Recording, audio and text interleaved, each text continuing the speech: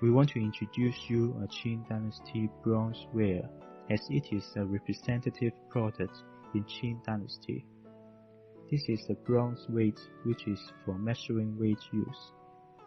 According to the MarketFit website, it has 7 cm height, 246.5 gram weight, and is unearthed in the mausoleum of first Qing Emperor.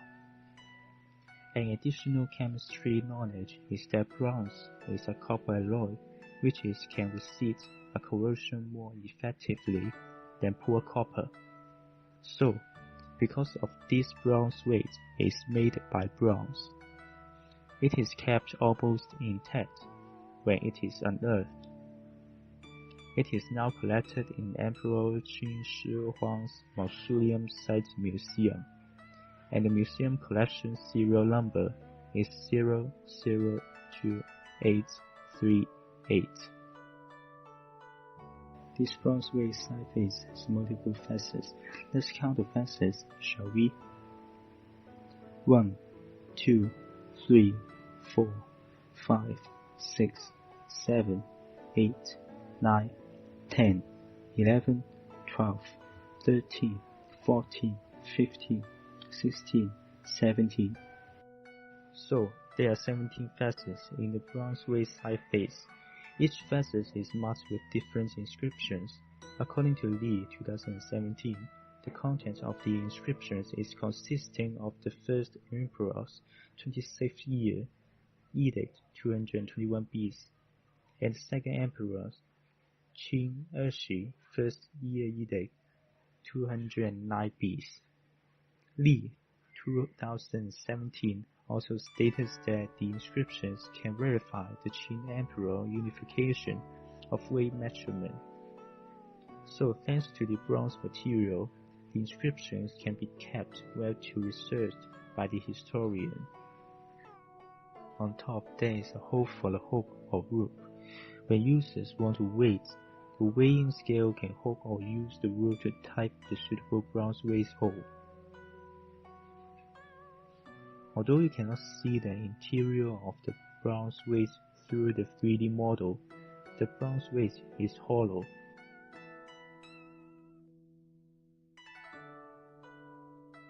Let's talk about the history of the Qing Dynasty bronze weight.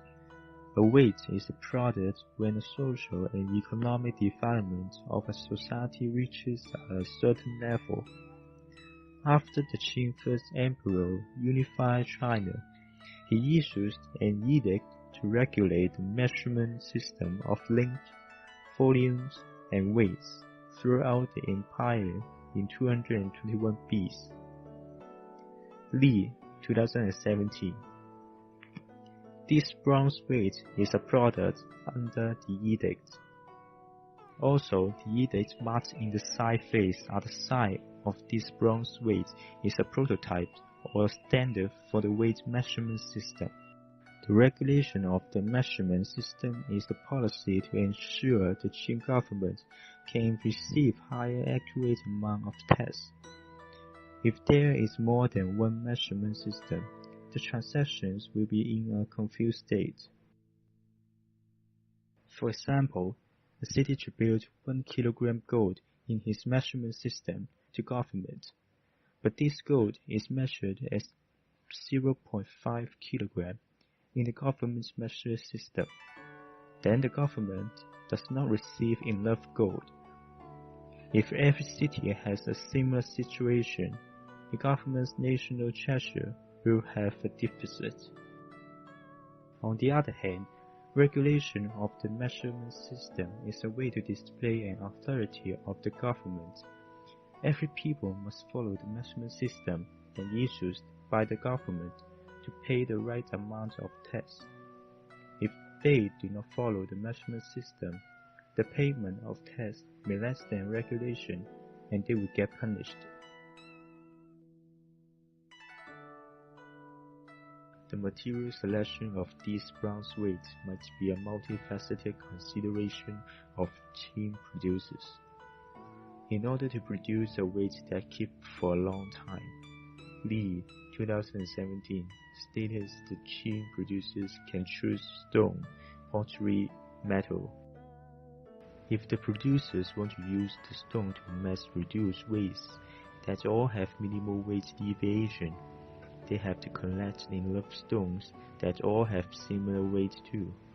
However, nature may not have enough stones that meet the weight condition, and it is difficult to find those stones. The most challenging part is that the producers need to sculpture the stones into weights one by one. The processing is taking so much time, and the shape of weights may be different due to the skill of different producers. Then, there is a large deviation between the products. Therefore, the stone is not a good material for mass producing. A pottery is a mix of clay and water which has a lower cost of material. It is possible to mass produce pottery weights. Due to its lower cost, the pottery weight is suitable for the common people usage. However, pottery's mass is lower than iron or bronze mass.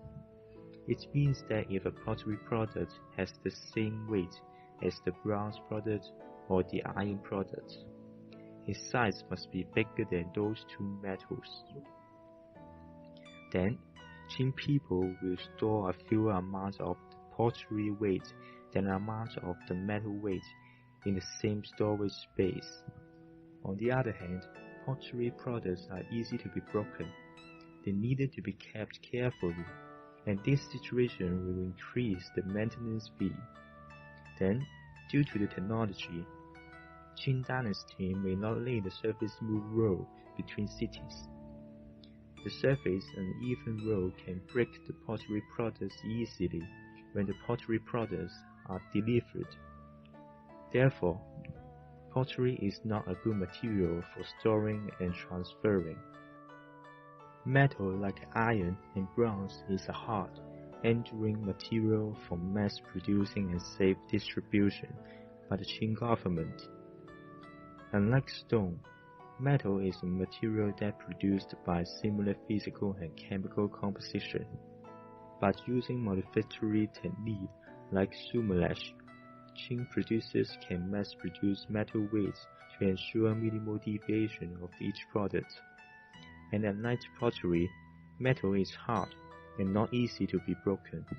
Among metals, Qing producers choose to use iron and bronze, which differ greatly in characteristics to produce the weights. The weight in the right picture is made of iron, while our weight in the left picture is made by bronze. And you can see that there is a plaque that's made by bronze on the iron weight. The bronze plaque has inscribed the edicts. Through this, you can conjecture that the Qing producers already have knowledge about the easy corrosion of iron, so that they inscribed the edicts onto the bronze plaque that is more enduring. This additional machining may increase production time, since the iron weight in the left picture is not kept well as the bronze weight in the right picture.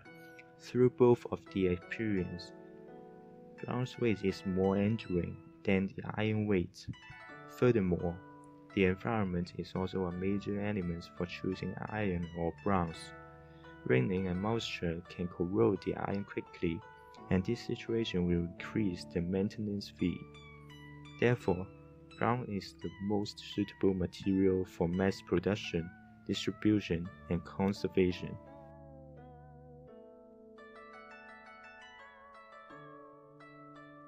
To create a copy of bronze products, sumoulash is one of the methods that can choose by the producers.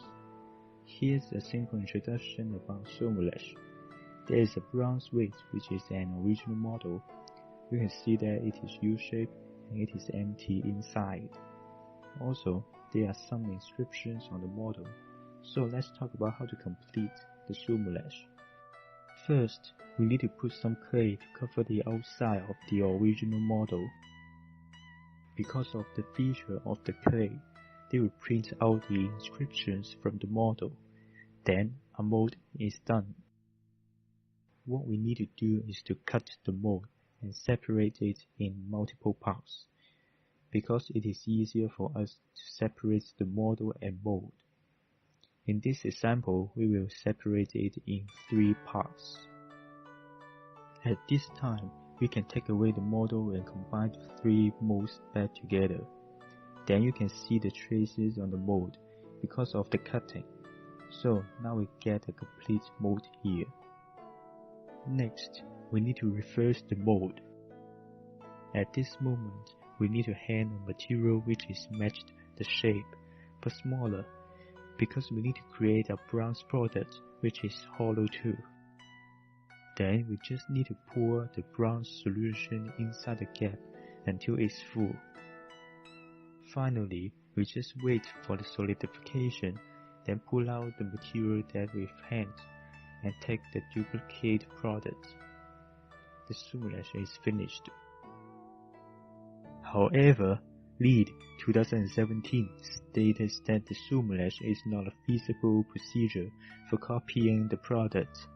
This method will create a smaller size duplicate product, because the molten bronze inside the mold shrunk while solidifying. To solve this problem, the size of the original model must be bigger than the standard model. Therefore, the duplicate products can match with the standard size. A historical artifact can tell us many things like the history, technology of casting, policy at that time, and so on. This bronze weight can help to prove the Qing dynasty's regulating of measurement system of weights and reflects the knowledge of the Qing producers. However, the findings of different bronze weights lead to a question. Although a bronze weight is a product of regulating the measurement system, it has multiple appearances that are not unified.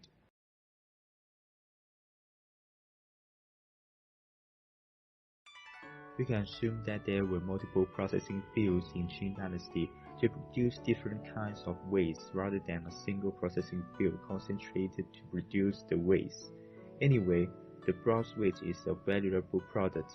We should keep searching for more artifacts.